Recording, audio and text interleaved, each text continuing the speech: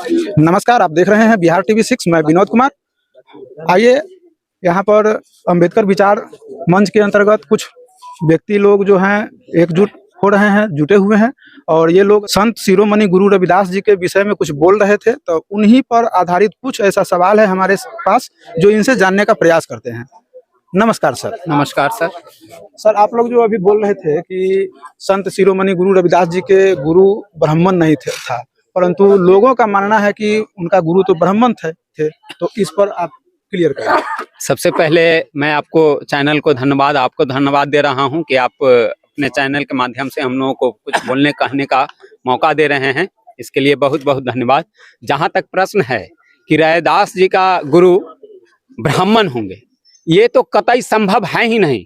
यह 100% यह मिथ्या वचन है, जबकि हम लोग सब खुद जानते हैं। मनुस्मृति में भी वर्णित है, मनुस्मृति में है कि शूद्रों को पढ़ने का अधिकार नहीं दिया गया, उसको कथा कहानी सुनने का अधिकार नहीं दिया, बोलने का अधिकार नहीं दिया गया। यहाँ तक कि यदि कोई शूद्र सुन लिया करता था तो उसको कान में शीशा पिघला करके डाल दिया जाता था, जिससे वह मर जाता था। जहां तक कि किसी को शब्द को यदि अनुकरण करके वह शूद्र यदि बोल दिया जाता था, भगवान का नाम लिया जाता था या पढ़ने की बात करती थी, तो उनकी जिह्वा को काट लिया जाता था। तो ऐसे स्थिति में क्या यह संभव है सर कि एक ब्राह्मण एक शूद्र का गुरु हो सकते हैं? कतई भी, कहीं से भी। यह बहुत बड़ा मिथ्या है। यह अपने करनियों और करतूतों को छुपाने के लिए ये पर्दा डाल रहे हैं।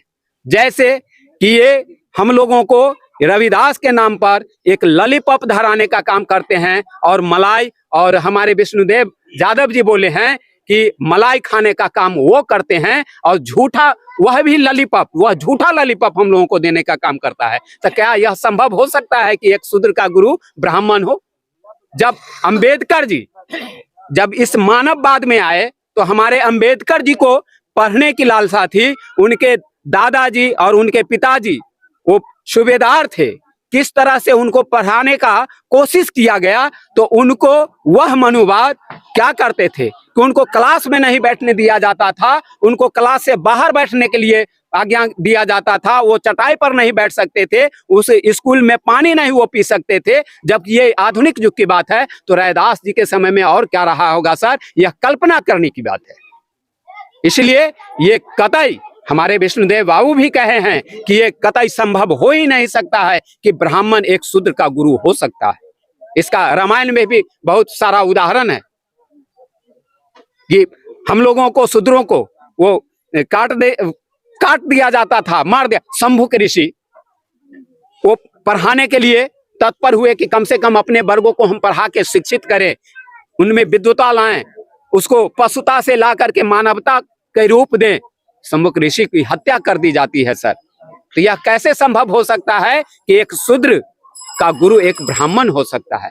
ये 100% यह मिथ्या है, और हम लोगों को यह छल करने के लिए ऐसा शब्द बोला जाता है। आज भी हम लोगों के साथ छल किया जाता है, हम शूद्रों के साथ छल किया जाता है। और हम शूद्र वाकई में आज भी सोए हुए हैं, जगे हुए नहीं हैं। यदि जगते तो बाबा साहब के संविधान को अनुकरण करते। और वास्तव में जो त्रिदेव कहा गया है, मैं आपके चैनल से मैं लोगों को कहना चाहता हूं कि यदि इस राजनीतिक देश में, ये प्रजातंत्र देश में राजनीति की बात चर्चा हो जाती है, तो मैं कहूंगा कि वास्तव में हमारे बहुजन को यदि कोई त्रिदेव है, तीन देवता है, तो वह है ब्रह्मा। जिसको हम लोग भजते हैं वह नकली ब्रह्मा है, असली ब्रह्मा हमारे भीमराव अंबेडकर बाबा साहब हैं। और विष्णु, जिसको हम लोग पाखंडवाद में हम लोगों को डुबाने चला है और डुबा रहा है, वह वास्तव में विष्णु का आदि रूप है। तो वह जननायक कर्पूरी ठाकुर जी है। और वास्तव में महेश जो संहार करता है, वह उसके रूप में मैं अपने समझ से कहता हूं कि यदि वह है तो लालू प्रसाद जिसका नाम है, वह महेश के रूप में है। वास्तविक महेश वो है कि वो मनुवादों को संहार करने का काम किया है, और अति पिछड़ा को, हरिजन को, यानी हम बहुजन समाज को वह ऑफिस तक ले जाने का काम, ये कुर्ता पैजामा पहनाने का काम यदि किया है तो लालू यादव ने किया है। इसलिए हम बहुजनों को ये त्रिदेव। धन्यवाद सर।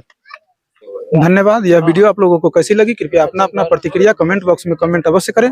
अगर यह वीडियो आप लोगों को अच्छी लगी हो तो कृपया वीडियो को लाइक एवं ज्यादा से ज्यादा शेयर करें तथा चैनल पर नए हैं तो चैनल को सब्सक्राइब एवं घंटी के ऑल का बटन दबाना न भूलें। धन्यवाद।